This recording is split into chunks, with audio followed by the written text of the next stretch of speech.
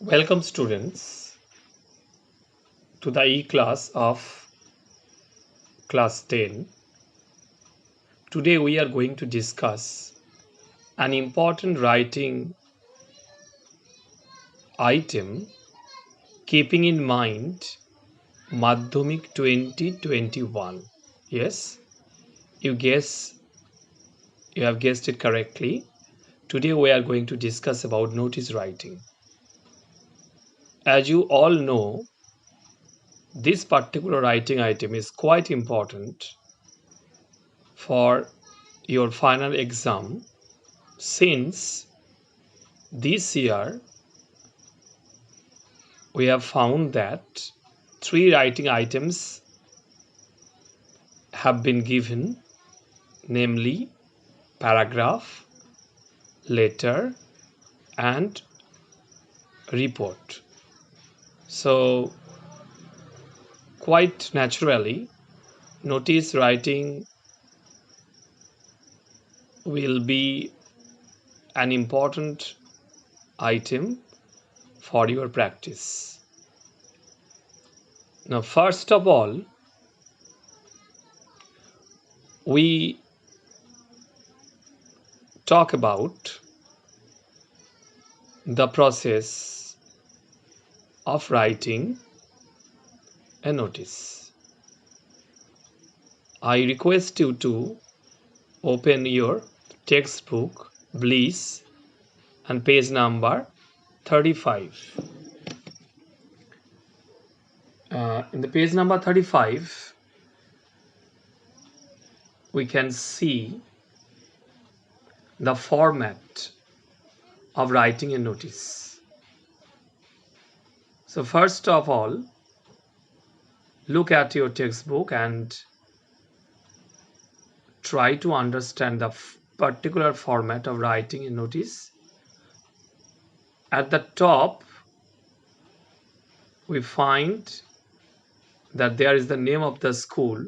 Here an imaginary name has been given, that is ABC High School, and everything is given in capital letter. Everything is written in capital letter, and after that the word notice has been written in capital letter also, and below that we find a subject. Here the subject is music competition according to the question, and top right portion মানে উপরে ডান দিকে আমরা দেখতে পাচ্ছি যে date দেওয়া আছে। আমরা জানি যে আমরা সবাই জানি যে নোটিশ একটা স্টুডেন্ট বা ক্লাবের সদস্যদেরকে যদি কোনো বিষয় জানাতে হয়, সেই বিষয়ে নোটিশ লিখতে হয়, যেটাকে বাংলা আমরা বিজ্ঞপ্তি বলি। তো সাধারণত যেদিন ঘটনাটা ঘটবে বা যেদিনে প্রোগ্রামটা হবে তার 15 বা 20 ডেজ আগেই নোটিশটা দেওয়া হয়। অলমোস্ট এক মাস আগে থেকেও দেওয়া যেতে পারে। তাহলে আমাদের গুরুত্বপূর্ণ বিষয়গুলো হচ্ছে কি, একদম উপরে আমরা একদম স্কুলের নামটা লিখব, অবশ্যই ক্যাপিটাল লেটারে। তার নিচে লিখব নোটিশ শব্দটা, সেটাও ক্যাপিটাল। তার নিচে সাবজেক্ট বলে মেনশন করে লিখতে পারি, আর সাবজেক্ট শব্দটা নাও ইউজ করে যাই ডাইরেক্ট আমরা সাবজেক্টটাই লিখে দিতে পারি, এবং উপরে ডান দিকে ডেটটা অবশ্য দেব। এবার নিচে দিয়ে দেখো একদম নিচে ডান দিকে এসডি বলে লেখা আছে, অর্থাৎ সিগনেচার। কার signature? Student secretary, cultural committee, ABC high school. এটা কিন্তু সব জায়গায় কালচারাল কমিটি হবে তার কোনো কথা নেই। যদি অন্যরকম কোনো ডেজিগনেশন থাকে, student secretary, secretary of the eco club, তাহলে সেখানে অ্যাকর্ডিং টু কোশ্চেনে যেরকম ডেজিগনেশন দেওয়া থাকবে ঠিক সেই রকম করেই তোমাদের ওইখানে দিতে হবে। অবশ্যই এসডি না লিখে ওখানে নিজের নাম এবং পদবি লিখবে। আর একদম নিচে বাঁ দিকে লিখতে হবে কাউন্টার সাইন্ড হেডমাস্টার, বা বাই দ্য হেডমাস্টারটাও ব্যবহার করতে পারি আমরা। কাউন্টার সাইন্ড বানানটা কিন্তু খুব খেয়াল করবে, এটা অনেক জায়গাতেই মিস্টেক হয়। COUNTER SIGNED আর HM নয়, হেডমাস্টার পুরো ওয়ার্ডটাই লিখতে হবে। তাহলে এটা গেল ফরম্যাট। আর জেনারেলি আমরা ফরম্যাটটাতে কিন্তু 2 নম্বর থাকে। তো যাই হোক, নাম্বার ডিভিশন মানে যেটা সাব ডিভিশনটা আমরা একটু পরে ডিসকাস করব। তো মাধ্যমিকে কি ধরনের প্রশ্ন থাকে? মূলত স্কুল বেসড নোটিশটি থাকে, যদিও অনেক সময় ক্লাবের কোনো একটা পার্টিকুলার ক্লাব সেখানের কোনো অনুষ্ঠানের বিষয়েও নোটিশ থাকতে পারে। তবে কয়েক বছরের যেটা ট্রেন্ড, সেখানে হতে পারে কোনো এডুকেশনাল ট্যুর, শিক্ষামূলক ভ্রমণ, বা কোনো স্কুলের কোনো পার্টিকুলার ইভেন্ট যেটা হবে সেটা নিয়ে স্টুডেন্টদেরকে ইনফর্ম করা, কোনো বিষয়ে অ্যাওয়ারনেস বা সচেতন করার জন্যে কোনো রকম যদি প্রোগ্রাম করা হয়, অনুষ্ঠান হয়, তার জন্য নোটিশ দেওয়া হতে পারে। তো এইরকম আমরা যদি একটা কোশ্চেন আলোচনা করি তাহলে আমাদের বুঝতে সুবিধা হবে। তো আমরা শুরু করছি। একটা কোশ্চেন আমি তোমাদের একটু দেখাচ্ছি, তোমরা বুঝতেই পারছো। আমি পড়ছি কোশ্চেনটা। Suppose you are the secretary of the eco club of your school. Now write a notice in about 100 words for the students on a dengue prevention camp. To be organized in your school campus to make them conscious about the disease and how to prevent it. তো বোঝা যাচ্ছে কি, এখানে বলতে যাচ্ছে যে মনে করো তুমি তোমাদের স্কুলের ইকো ক্লাবের একজন সেক্রেটারি। মূলত পরিবেশ নিয়ে যে ক্লাবগুলো পরিবেশ নিয়ে একটা গ্রুপ তৈরি করা হয়, অনেক স্কুলেই এটা আছে। তো বলছে এখন 100টা শব্দের মধ্যে একটা নোটিশ লেখো ছাত্রছাত্রীদের জন্য। বিষয়টা হচ্ছে dengue prevention camp.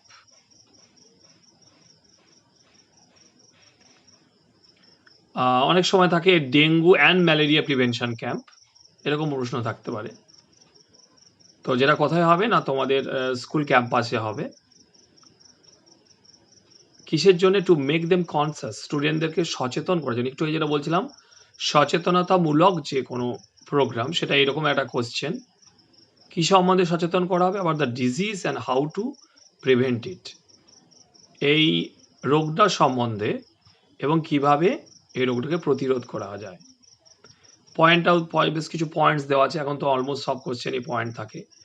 Date and time, venue, name of the doctors attended, campaigning.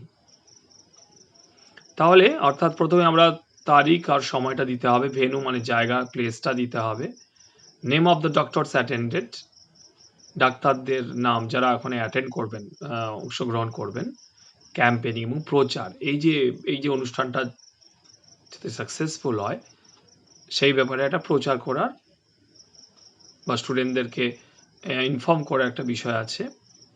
তো আমরা যেটা করব কি, আমরা এই পয়েন্টগুলোকে কিন্তু খুব ভালো করে ভাববো, কারণ মাধ্যমিকে যখন খাতা দেখা হয় তখন কিন্তু পয়েন্টগুলো দেখা হয় যে সমস্ত পয়েন্টগুলো কোনো স্টুডেন্ট ইউজ করেছে কি না।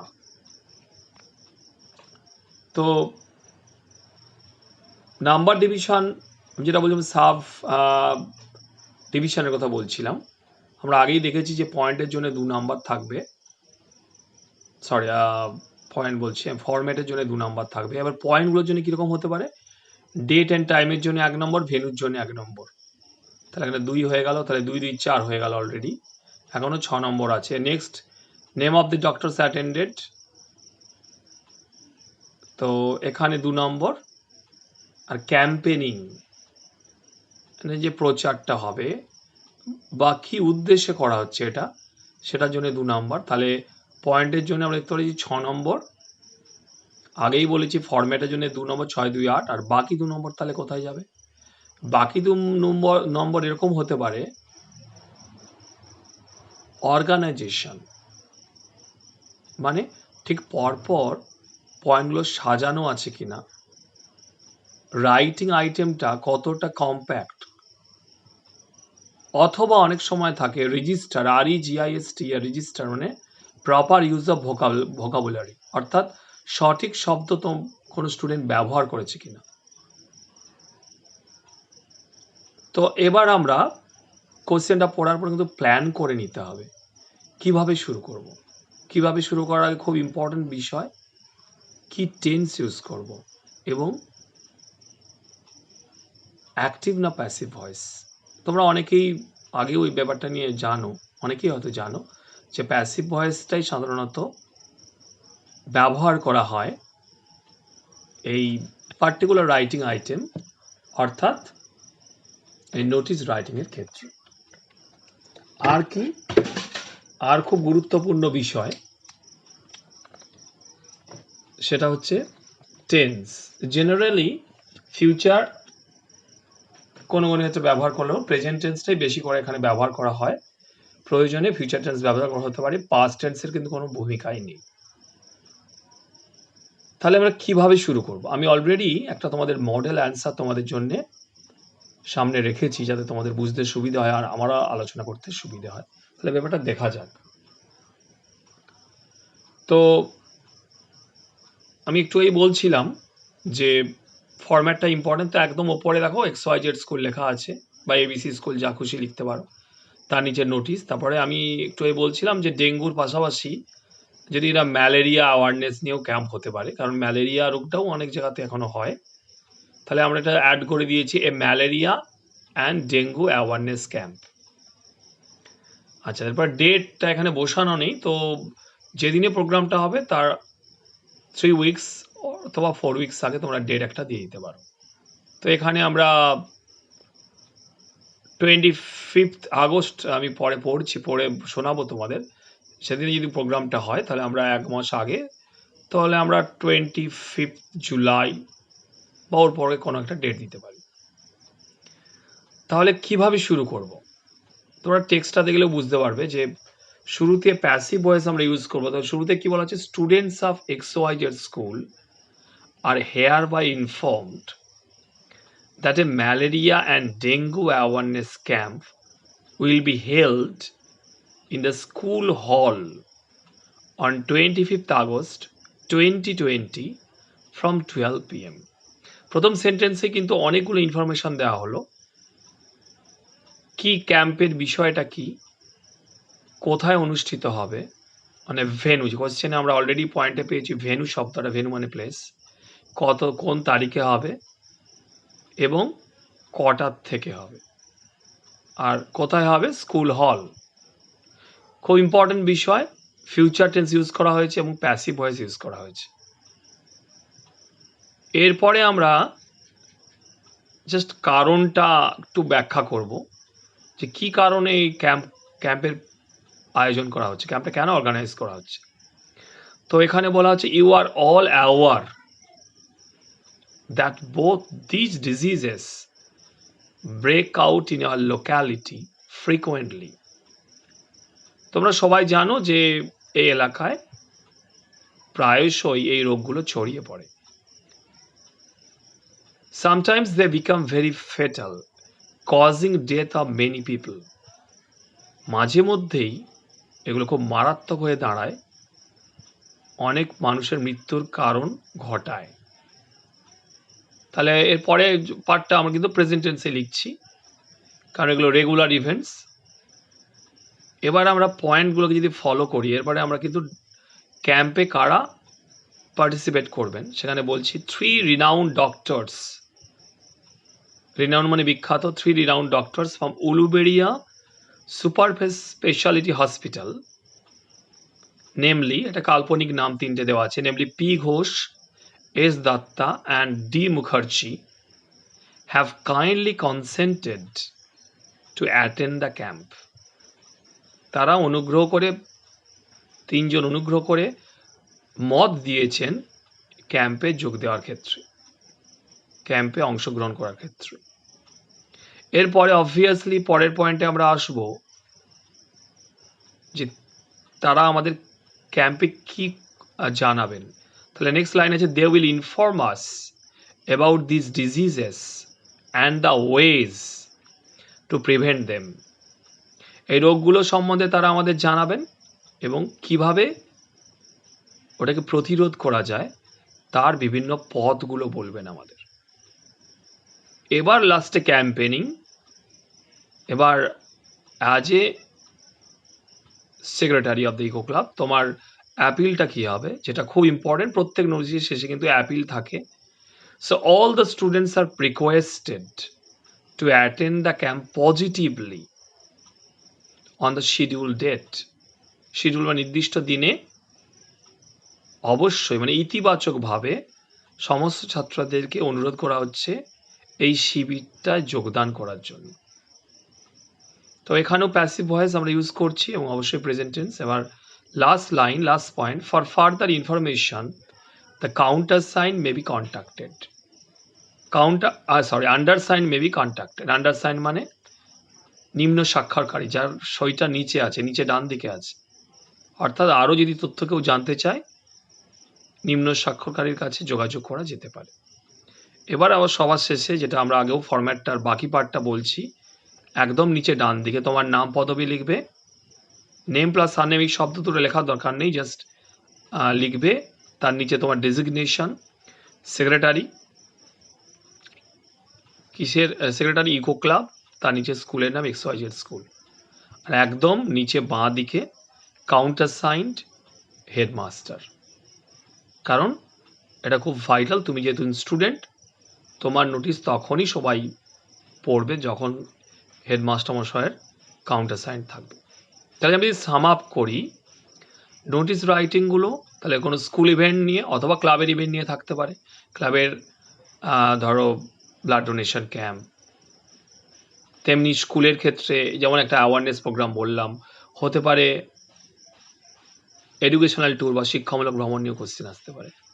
তাহলে আমরা যেটা করব, পয়েন্টগুলো ভালো করে পড়ব, প্ল্যান করে নেব প্রথমে যে কি কি পয়েন্ট আমরা সাজাবো পরপর। কারণ আমি আগেই বলি যে অর্গানাইজেশনের জন্য আলাদা নাম্বার আছে। কি টেন্স ব্যবহার করব অলরেডি আমরা বলে দিয়েছি, ফিউচার অ্যান্ড প্রেজেন্ট টেন্স। এবং পয়েন্টের বাইরেও বেশ কিছু জিনিস আছে যেগুলো আমরা যদি অ্যাড করি উত্তরটা আরও বেশি ভালো হবে, আরও বেশি কম্প্যাক্ট হবে। এবং আমরা যে ফরম্যাটের কথা বললাম, কোথায় আমরা ডেট দেব, কোথায় বা সাবজেক্ট দেবো, এই কোথায় কাউন্টার সাইন, কোথায় বা আন্ডারসাইন, যার যে সইটা করবে, যে নোটিশটা লিখবে তার সই কোথায় হবে, এইগুলো কিন্তু প্রত্যেকটা খুব ভাইটাল, কোনোটাই কিন্তু বাদ দিলে হবে না, প্রত্যেকের জন্যই নাম্বার আছে। আরও একটা গুরুত্বপূর্ণ বিষয়, আগে কিন্তু প্ল্যান করে নিতে হবে, তারপরে লিখতে হবে। আর এই আরেকটা স্টুডেন্টরা যেটা ভুল করে, কোশ্চেন অনুযায়ী ডেজিগনেশনটা লিখতে হবে। সব জায়গাতে কিন্তু ইকো ক্লাব লেখা যাবে না। কোশ্চেনের পরিষ্কার দেওয়া থাকবে তোমার ডেজিগনেশনটা কী হবে, তোমার পদটা কী হবে। তো আশা করছি তোমরা বুঝতে পেরেছো যে কীভাবে নোটিশগুলো লিখতে হয়। তবে রাইটিং যেহেতু একটা skill, you need a constant practice, regular practice and plan practice. অর্থাৎ তোমাদের নিয়মিত এবং পরিকল্পনা করে কিন্তু অভ্যাস করতে হবে। কারণ যত বেশি তোমরা লিখবে তত তোমাদের রাইটিং এবিলিটি ডেভেলপ হবে। আশা করছি তোমাদের বিষয়টা বোঝাতে পেরেছি। তোমাদের কেমন লাগলো এই বিষয়ে তোমরা অবশ্যই ফিডব্যাকটা দেবে। আর বেশ কিছু মডেল কোশ্চেন যেটা তোমরা বিভিন্ন কোশ্চেন ব্যাঙ্কগুলোতে পাবে, সেগুলো নিয়ে এখনই প্র্যাকটিস করতে শুরু করো। আশা করছি তোমরা ভবিষ্যতে আর এই কোশ্চেনের ক্ষেত্রে অন্তত তোমাদের প্রবলেম হবে না।